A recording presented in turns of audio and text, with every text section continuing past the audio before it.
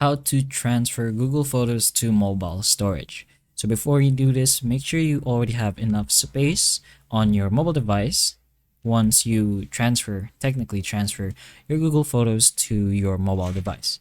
So you can go ahead to the Photos app and just log into your account with the photos that you want and just go ahead and hold whichever image, or you can select all of them at the same time if you'd like, but just go ahead and do so. And once you have selected all of the images or the images that you want to put into your mobile device storage, you can just go ahead and find a download option, and in our case it's just right there.